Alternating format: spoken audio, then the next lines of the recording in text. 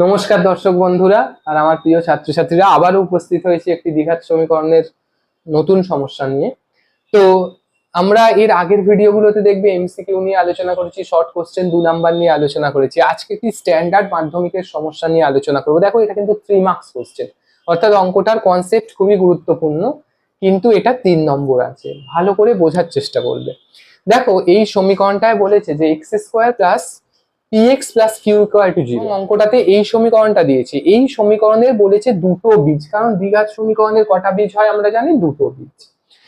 তো একটি বীজ অপরটির বর্গ হলে প্রমাণ করো যে পি কিউ মাইনাস কিউ ব্র্যাকেটে 3p minus 1 plus q square equal to 0।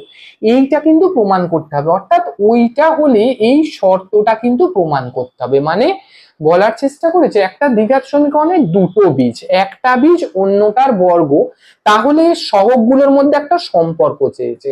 এইটা আমাদের প্রমাণ করতে হবে। প্রমাণ এটার জন্য কিন্তু 3 নাম্বার বরাদ্দ আছে। তো একটি বীজ অপরটির বর্গ কথাটার মানেটা তোমরা একটু বোঝার চেষ্টা করো।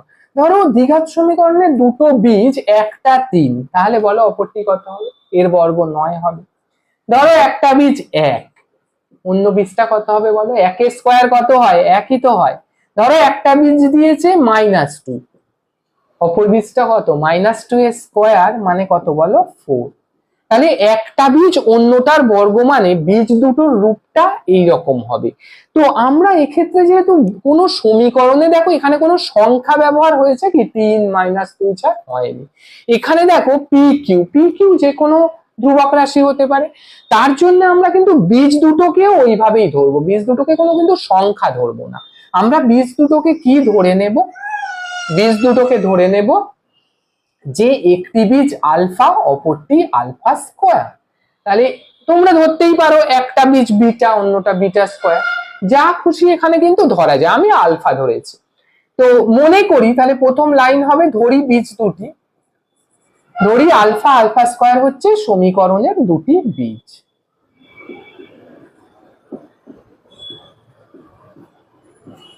কেন এরকম ধরলাম? কারণ সমীকরণের বীজ দুটো একটি অপরটির বর্গ। এবার দেখো, সহগ বীজের দুটো সম্পর্ক আছে। আমরা কি জানি? বীজদ্বয়ের যোগফল কি হয়? বীজদ্বয়ের যোগফলের সূত্র কি? -b/a। আর বীজদ্বয়ের গুণফলের সূত্র কি? বীজদ্বয়ের গুণফলের সূত্র c/a। এইটা কিন্তু সূত্র। এটা কোথা থেকে এলো? যে সহগ থেকে হলো, আদর্শ সমীকরণ থেকে তুলনা করে এলো। কারণ আদর্শ রূপটা কি জানি? ax square plus bx plus c equal to 0। এটা হচ্ছে আদর্শ সমীকরণ।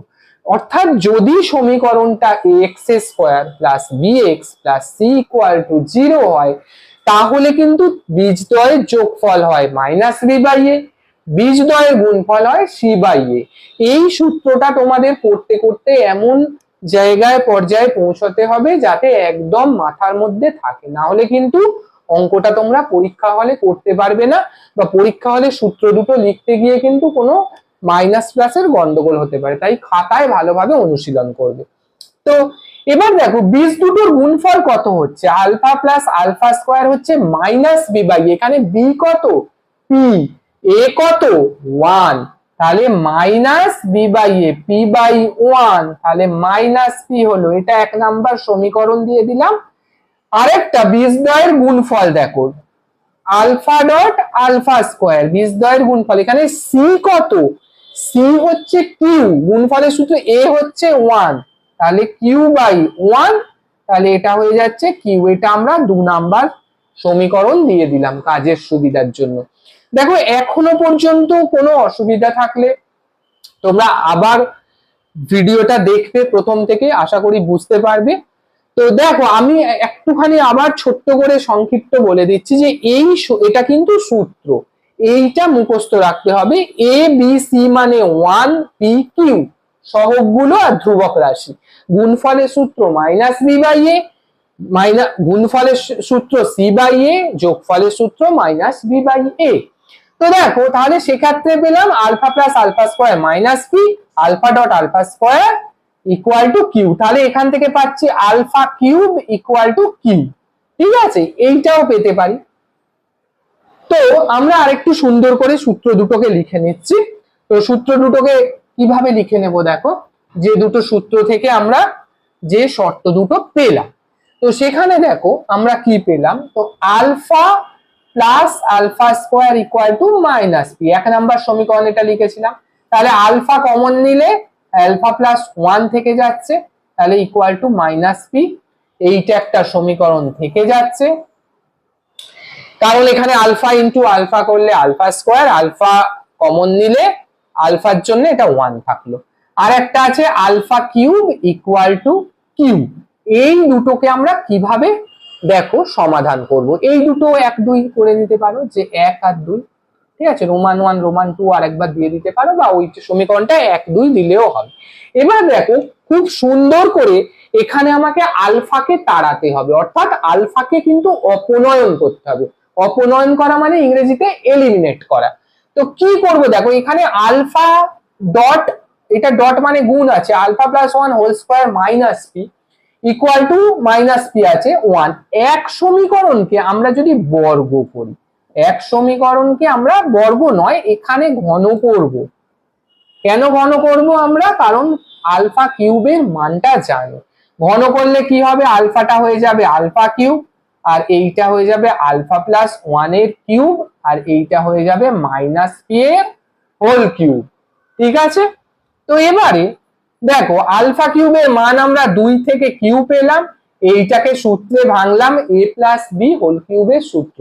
এ প্লাস বি হোল কিউবের সূত্র ক্লাস 8ম শ্রেণীতে তোমরা প্রথমেই পড়ে নিয়েছিলে বীজগণিতের চ্যাপ্টার গুলোতে, যে a cube plus 3a square b, b মানে যেহেতু 1 এর সাথে কিছু গুণ করলে সেটাই থাকে, তাই আমি লিখলাম না।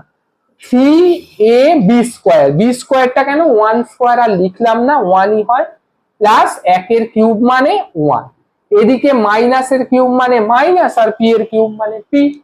তো এবার দেখো যে আর এক লাইন আমি এখানে করছি, যে কিউ, তাহলে আলফা কিউব মানে আবার কিউ, এখানে আমি 3 আলফাকে আবার কমন দিলাম, তাহলে এখানে বক্স ব্র্যাকেটের জায়গায় আমি সেকেন্ড ব্র্যাকেট করে দিলাম, কারণ এই দুটো থেকে আমি কমন নিয়ে নেব। কি কমন নিয়ে নেব, 3 আলফা কমন নিলে পড়ে থাকে আলফা প্লাস 1, আর এই 1টা তো আমার রয়েছে, এদিকে মাইনাস পি কিউ।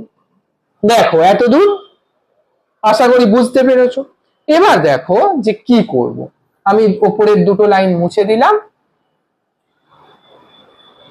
তো কি হচ্ছে দেখো, এখানে এখানে কিউ কিউ রয়েছে, কারণ 2 থেকে আমরা পেয়েছি আলফা কিউব মানে কিউ, আর একটা কিউ রয়েছে। এদিকে দেখো 3 dot alpha into alpha plus 1, এক সমীকরণ থেকে কি পেয়েছি, মাইনাস পি, এটা 1 equal to minus p cube.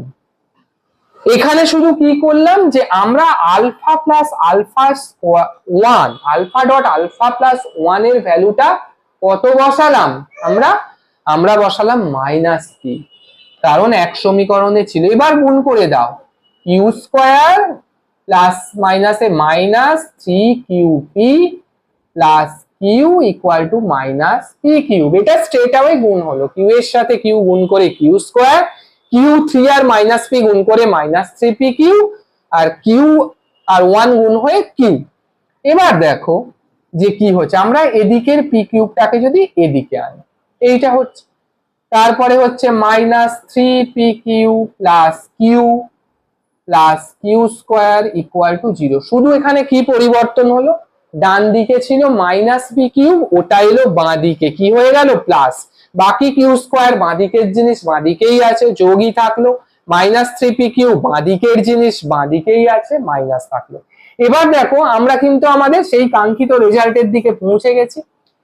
তো এখানে দেখো কি আছে, আমাদের কিন্তু পুরোটাই চলে এসছে, শুধু দেখো কি হবে, এখান থেকে আমি মাইনাস কিউ কে কমন নিয়ে নেব। দেখো এখানে মাইনাস প্লাস কিউ আছে, মাইনাস কিউ কে আমি কমন নিচ্ছি। মাইনাস কিউ কে কমন নিলে এই পি এর জন্য কি, মাইনাসটা কমন চলে গেছে, কিউ কমন চলে গেছে, তাহলে 3p থাকবে। মাইনাস কিউ কমন নিলে এখানে প্লাস আছে, মাইনাস 1 হয়ে যাবে। শুধুমাত্র এইটুকু রাখলেই কিন্তু শর্ত নির্ণয়ের ক্ষেত্রে হতো, কিন্তু যেহেতু কোশ্চেন পেপারে বলেছে যে এইটা প্রমাণ করো, তার জন্য আমাদের ওই রূপটাতে কিন্তু এনে দিতে হবে, নাহলে কিন্তু মার্কস কেটে নেবে। তো এইখানে প্লাস আছে, আমি মাইনাস কিউ কমন নিয়েছি বলে এখানে -1, কারণ দেখো -1 মাইনাস কিউ গুণ করলে প্লাস কিউ স্কোয়ার। দেখো এটা কিন্তু এটাই কিন্তু প্রমাণ করতে বলেছে, তাহলে খুব সুন্দরভাবে প্রমাণ হয়ে গেল, প্রমাণিত।